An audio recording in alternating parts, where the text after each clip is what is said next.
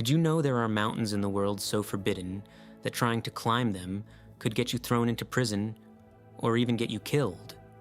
Welcome to a list of forbidden mountains you're not allowed to climb. Every mountain on this list is forbidden for a specific reason. Some are restricted by governments, religion, or culture. Others are off limits because climbing them is simply too dangerous. There is a mountain on this list that is forbidden to only one gender. Mountain number 3 is home to the rarest insect on Earth, thought extinct for 80 years until it was found clinging to a single bush. Number 4 is a secret military base that helped put the first man on the moon, completely sealed off from the world, except for one single day a year. Number 9 is sacred in Mongolian shamanism and Buddhism.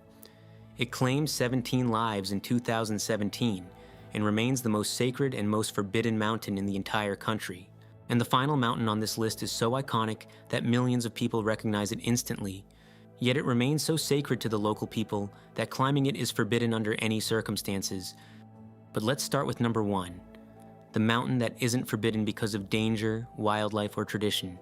The official version says it's to protect the environment, but the real reason is what happened here in 1965, when the CIA lost something that was never recovered. This is mountain number 1. Nanda Devi stands at 7,816 meters, or 25,643 feet, in the Indian Himalayas.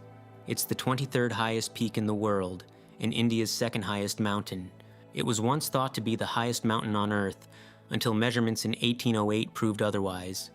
The mountain is named after a bliss-giving Hindu goddess. In 1936, Bill Tillman and Noel Odell became the first climbers to reach the summit. When they did, Nanda Devi became the highest mountain ever climbed by humans, a record it held for 14 years, until Annapurna was summited in 1950. In 1983, India banned all climbing on the main summit. The official reason was environmental protection. But there's another reason the mountain became untouchable. In 1965, the CIA and Indian intelligence launched a covert mission to place a nuclear-powered surveillance device on the summit. The goal was to monitor Chinese nuclear tests across the border. The device weighed over 125 pounds and was powered by plutonium capsules. A massive storm forced the team to retreat. They secured the equipment on the mountain and left, planning to return. When they came back, it was gone. An avalanche had swept it away. The plutonium-powered device had disappeared into the glaciers and was never recovered. The concern isn't theoretical. Nanda Devi's glaciers feed the Ganges River, which provides drinking water to over 500 million people downstream. If the plutonium casing degrades, contamination could poison the water supply. Multiple search efforts found nothing. The device is still there, buried in ice, moving with glacial flow, or possibly already in the meltwater. Nanda Devi is forbidden not just to protect the environment, but because a Cold War secret lies buried in its ice, and no one knows if it's still contained. From a Cold War secret buried in Himalayan ice, we go to a mountain that doesn't hide its danger. It announces it with constant eruptions. The next mountain on this list is located in Indonesia. It is forbidden, because the mountain is actively trying to kill anyone who gets close. This is mountain number 2. Mount Sinabung stands at 2,460 meters, or 8,071 feet, in North Sumatra, Indonesia. For 400 years, the mountain was completely dormant. Local communities lived on its fertile slopes, farming the volcanic soil. Villages surrounded the base. No one thought it was dangerous. Then, in August 2010, it woke up. The first eruption after 4 centuries caught everyone by surprise. Thousands were evacuated, but the eruptions didn't stop. They kept coming. Explosions, pyroclastic flows, ash clouds reaching thousands of feet into the air. In 2014, a massive eruption killed 16 people, including students who were visiting from a nearby town. Entire villages were buried under volcanic ash and debris. The Indonesian government declared a level 4 alert, the highest possible. That was in 2017. As of March 2026, the alert level is still at level 4. A 7-kilometer exclusion zone surrounds the entire mountain, enforced by over 500 military personnel. No one is allowed in. Thousands of people who once lived on the slopes have been permanently relocated. Their villages no longer exist. The mountain erupts constantly. Some eruptions are small, ash plumes and minor flows. Others send pyroclastic clouds racing down the mountainside at hundreds of kilometers per hour, destroying everything in their path. Mount Sinabung isn't forbidden because of ancient tradition or government secrecy. It's forbidden because the mountain is still destroying everything around it, and no one knows when, or if, it will ever stop.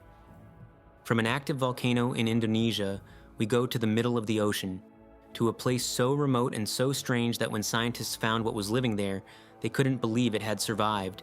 The next mountain on this list rises straight out of the Pacific, miles from the nearest land, and clinging to its side is the rarest insect on Earth. This is mountain number 3. Ball's Pyramid might not technically be a mountain, but just look at it. It's a 562-meter, or 1,844-foot, volcanic sea stack rising straight out of the Pacific Ocean, 23 kilometers off the coast of Lord Howe Island, Australia. It's the tallest sea stack in the world. A sheer vertical column of rock, barely 200 meters wide, jutting out of the water like a jagged tooth. The rock was formed by volcanic activity around 7 million years ago. When sea levels rose, everything around it was submerged, leaving only this single spire standing above the waves. The first successful ascent was in 1965 by a team of Australian climbers who spent days battling crumbling rock and exposed cliff faces. Then, in 1982, the Australian government banned all access under the Lord Howe Island Act. The reason was to protect what lives there. In 1918, a supply ship called the SS Macambo ran aground on Lord Howe Island. Black rats escaped from the wreck and spread across the island, devouring everything in their path. Multiple species were wiped out. One of them was the Lord Howe Island stick insect, a massive hand-sized insect locals called the tree lobster. By 1920, it was declared extinct. No one had seen one in years. Then, in 2001, 2 Australian scientists climbed Ball's Pyramid illegally at night. High up on the rock face, beneath a single shrub clinging to a narrow ledge, they found fresh insect droppings. They returned with the team and searched the area. Beneath that one bush, they discovered exactly 24 Lord Howe Island stick insects, the entire remaining population of the species. A breeding program was immediately established. The population has since been brought back from the brink. Ball's Pyramid remains forbidden, a vertical monument to one of the most improbable survival stories on the planet. From a volcanic rock in the middle of the ocean, we go to a mountain sitting on one of the most popular tourist islands in Europe. 17 million people visit this island every year. A golden dome sits at the summit, visible for miles, but no one is allowed near it except for one single day each year. This is mountain number 4. Puig Major stands at 1,445 meters, or 4,741 feet, on the Spanish island of Majorca. It's the highest peak on the island, and it's crowned with a massive golden radar dome that's visible from almost anywhere on Majorca. 17 million tourists visit the island every year. They can all see it. But almost none of them can get near it. In the 1950s, during the height of the Cold War, the United States needed a strategic radar position to monitor the Mediterranean and North Africa. Majorca's location was perfect. Close to Europe, close to Africa, and far enough from potential Soviet targets to be defensible. Between 1957 and 1959, the U.S. Air Force built a radar station on the summit of Puig Major. To make room for the installation, they flattened the top of the mountain about 30 feet. The actual summit was cut down and removed. The facility became operational in December 1959, and it played a role far beyond military surveillance.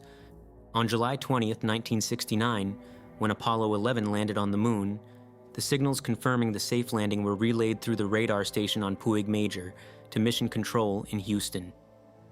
The mountain helped put the first man on the moon. Since the base was built, the summit has been completely sealed off. A road leads to the top, but it's gated and guarded. No civilians are allowed. The Spanish government considers the site essential for national defense, and all requests for public access have been denied. There is one exception. Once a year, the gates open for a single day. A cycling event called Kill the Hill allows riders to race up the restricted road to the summit. It's the only time civilians are permitted to reach the top. The rest of the year, it's forbidden. Climbers and hikers have repeatedly asked for access. The answer is always the same. No discussion, no negotiation, no exceptions. From a military base on a tourist island, we go to a mountain in Japan where access has been restricted for over 1,000 years. The ban isn't enforced by gates or soldiers. It's enforced by tradition, and it applies to only half the population. This is mountain number 5. Mount Omine stands at 1,719 meters, or 5,640 feet, in Nara Prefecture, Japan. It's the headquarters of Shugendo Buddhism, a religion that blends Buddhist and Shinto practices with mountain worship. The peak has been considered sacred for over 1,300 years. And for those same 1,300 years, women have been forbidden from climbing it. The ban isn't a relic that was forgotten over time. It's still active today. At the base of the mountain, there's a sign written in Japanese that reads, "No women admitted." The restriction is voluntary. There are no guards, no fences, no enforcement, but it's socially respected. The reason is rooted in religious tradition. Shugendo practitioners believe that women are a distraction from spiritual discipline. The mountain is used for extreme ascetic training, fasting, meditation, and endurance rituals meant to push the body and mind to their limits. Women were excluded to maintain focus. Mount Omine is part of a UNESCO World Heritage Site, which makes the ongoing gender ban unusual. Most sacred sites with historical restrictions have dropped them over time. Mount Omine has not. Every year, feminist activists in Japan stage protests by climbing the mountain anyway. They're not arrested. There's no legal punishment. The ban is cultural, not criminal, but the act is seen as deeply disrespectful by the religious community that considers the mountain sacred. The debate continues. Some argue that tradition should be preserved. Others say a UNESCO site shouldn't enforce gender discrimination in the 21st century. From a mountain where women are forbidden, we go to its neighbor, a peak just kilometers away. This mountain has the exact opposite rule. Men are not allowed to climb it under any circumstances. This is mountain number 6. Mount Inamura stands at 1,726 meters, or 5,663 feet, in Nara Prefecture, Japan. It sits just a few kilometers from Mount Omine. They're neighboring peaks in the same mountain range. But where Mount Omine bans women, Mount Inamura bans men, completely. The mountain is also known as Nyonin Omine, which translates to Women's Omine. It was established specifically as a counterpart to Mount Omine, a place where women could practice Shugendo Buddhism without being excluded. For centuries, women who were turned away from Mount Omine would climb Mount Inamura instead. It became their sacred space, their training ground, their peak.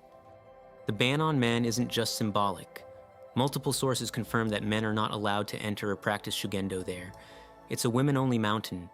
So, within the same small region of Japan, there are 2 sacred peaks. One that's forbidden to women for 1,300 years, and one that's forbidden to men, created as a direct response. It's the only place on Earth where neighboring mountains enforce opposite gender bans. Mount Inamura stands as a mirror to Mount Omine, proof that when one half of the population is locked out, the other half will create their own summit.